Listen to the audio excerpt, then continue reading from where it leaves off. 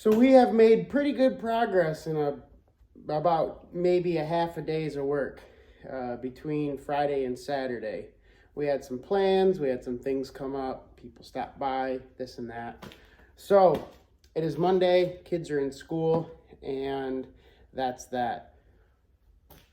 Pleasure Island is going to be my 16-year-old daughter's first vehicle to drive while we get her own vehicle going and decide what to do with that. She has a 99 GMC Suburban.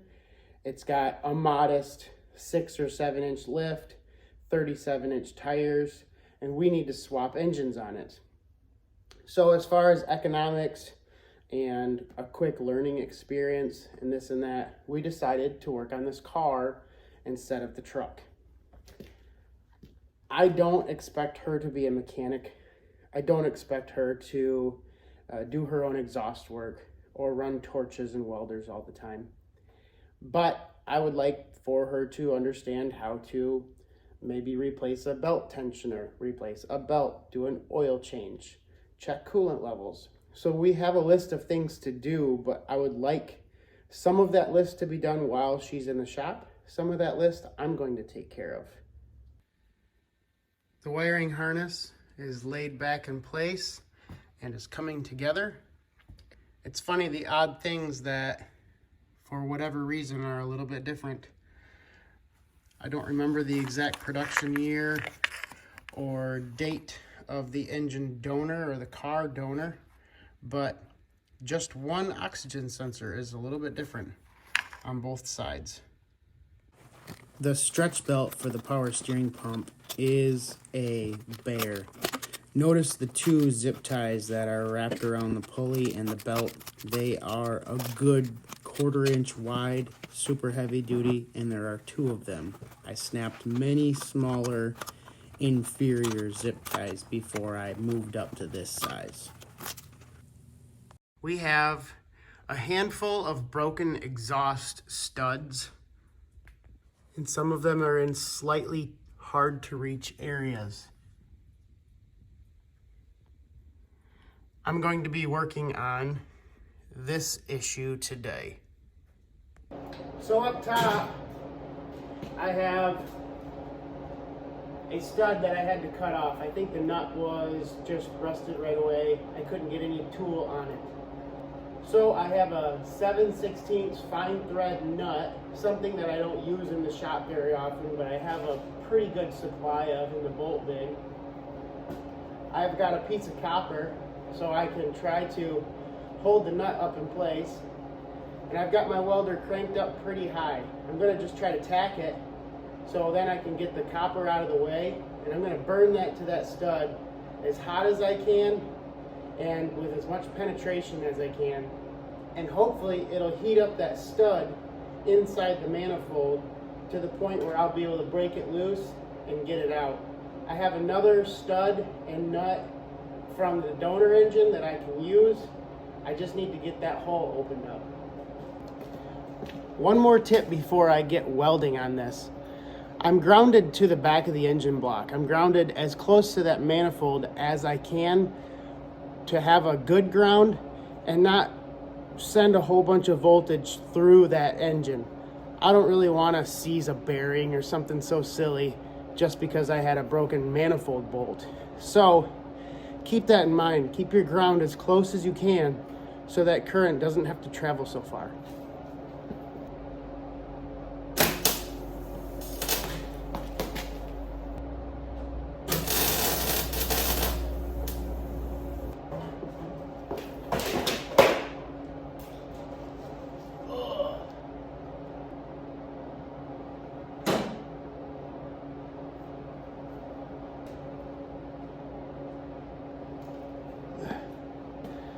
Well, I kind of ran into that tire back there with my welding helmet on, and I didn't see where I was walking.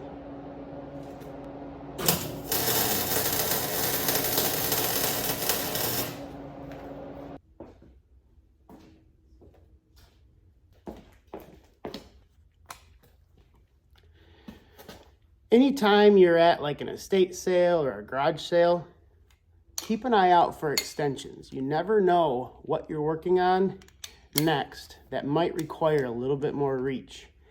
So I just keep collecting and keep collecting, because sometimes I gotta stack them up.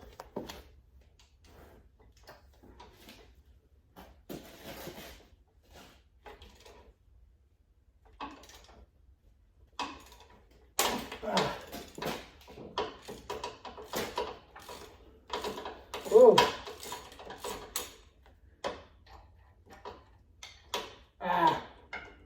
I did snap it.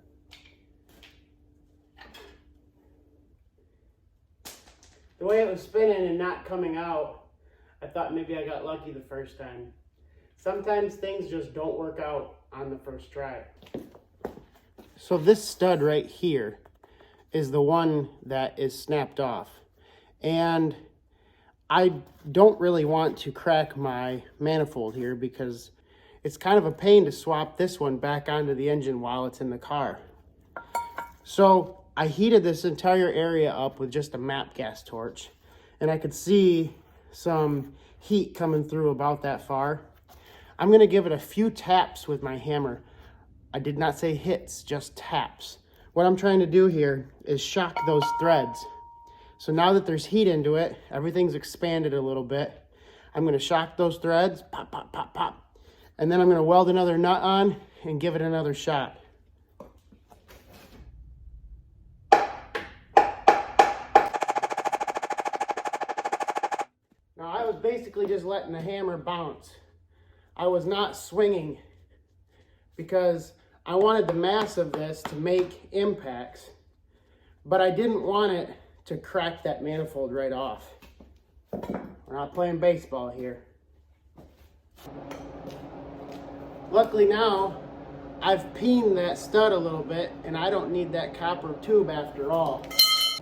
Now I can just start up the welder and burn it in there good.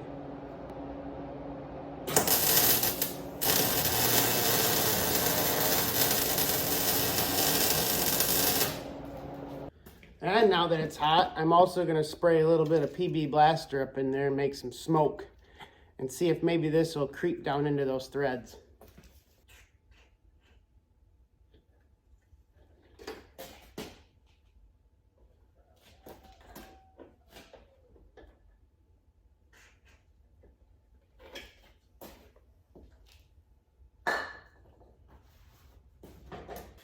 One last trick I'm going to try before I just get to work. I don't know what the theory of this is. I don't know why it works. Maybe the rust on the back side. Maybe, I don't know. But sometimes when you cannot back out a thread, you can still turn it in a little bit more. How? I don't know. Maybe it's stretching the bolt and maybe it's making those threads a smaller diameter. I don't know, but I'm gonna just put like a quarter turn, if I can get that much, on tightening, and then turn my ratchet and see if I can loosen.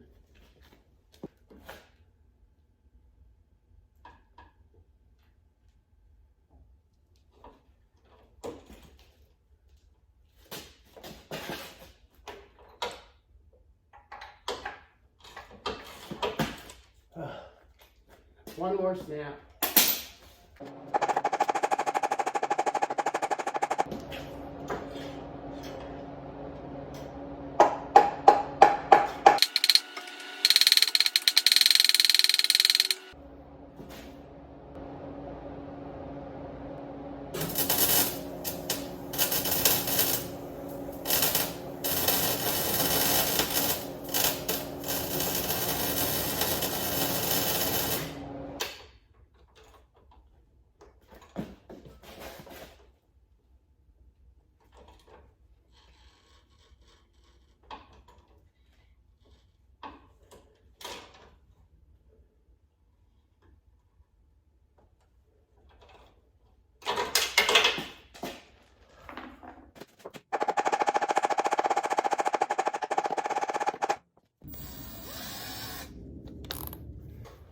For whatever reason, the welding the nut trick is not working very well. I'm going to start with a small drill, see if I can drill through, and then I'm going to enlarge that drill bigger, and then try the welder again. Hopefully I can get more heat up into the center of that stud and get it spun out. Before I drill, I'm gonna see if I can get a good center punch started right in the center of that stud.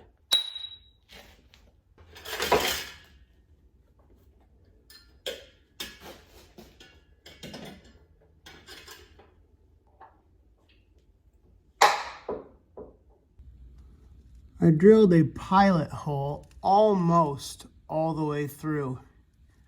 And then I took a closer to 1/4 inch drill, maybe 5/16, and drilled up quite a ways. So now I can get some real good heat inside that stud. And hopefully, as the weld cools, it will shrink everything in there. By theory, I guess that is.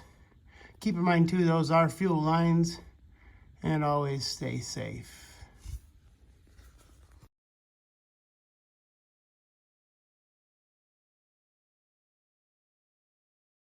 It has been painstaking, but after burning up drill bit after drill bit after drill bit, I made it through. I'm now using a pencil grinder to open that up to a 3/8 bolt, and I'm just going to replace it with a nut and bolt. I can access it from the top to put a wrench on, and I'll be able to access it from the bottom for the nut. So yes, the can-do attitude is paying off.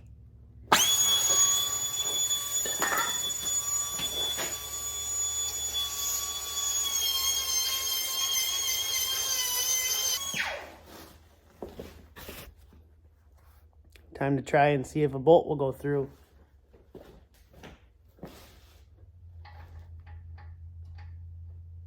Not quite.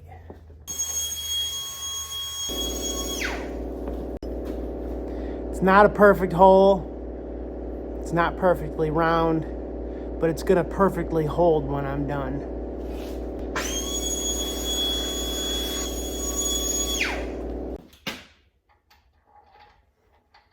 Success.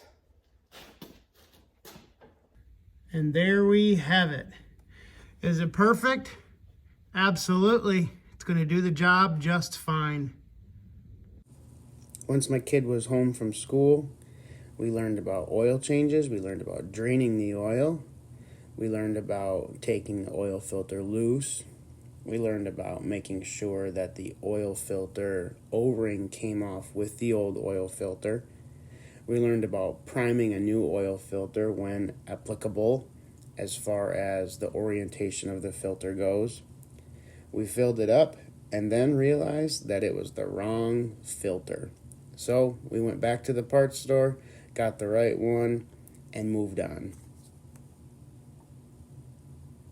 So what I'd like you to do right now is just turn the key to the on position.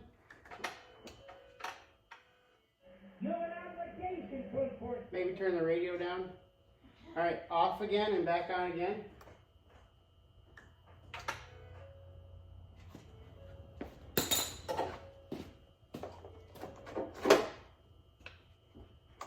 And smart guy me already pulled the fuel pump relay, so now I have to figure out where it goes.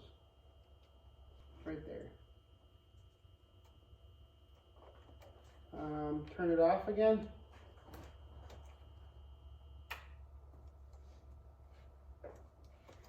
Back on.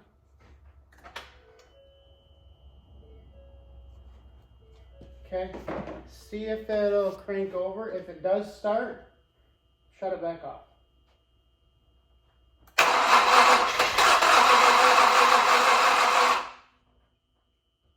Don't think it wants to. Yeah. Battery might be a little weak. It's been sitting a year. Okay, turn it to the on position again. Man. I'm listening for the fuel pump to start or turn on, and I haven't heard it. This is nice. The car or just sitting? I leaned it back.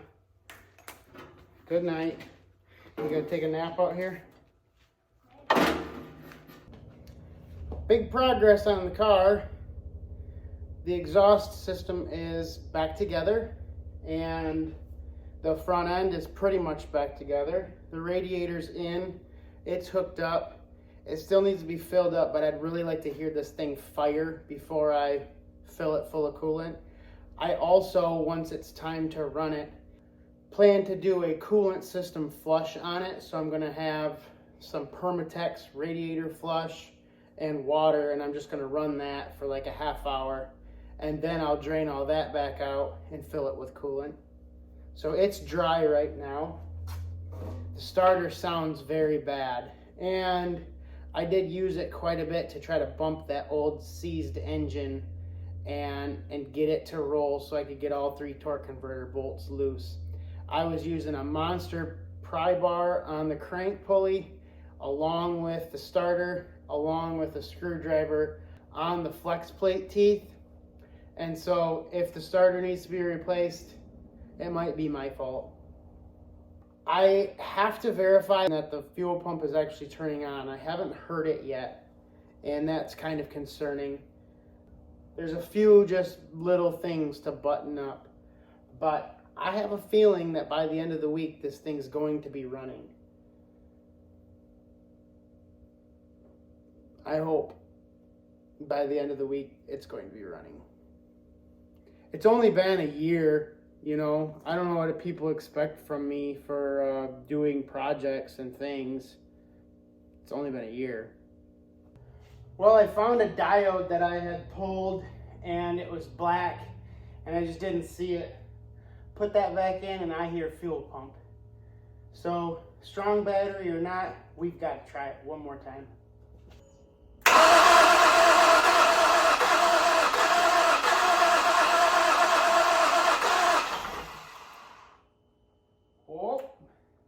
Getting close.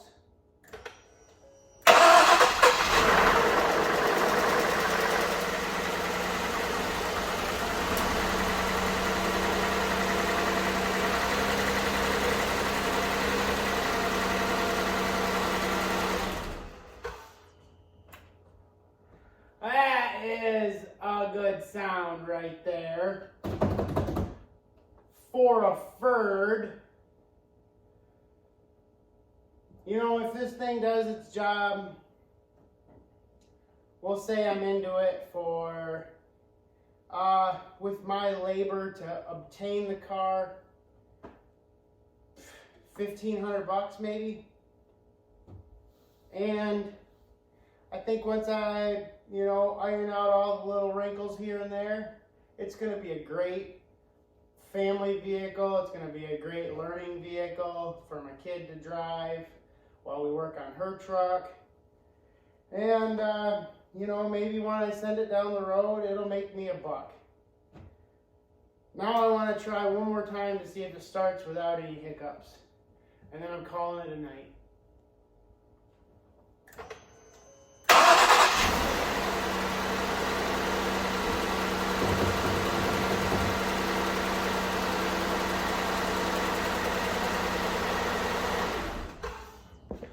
I'm calling that a win.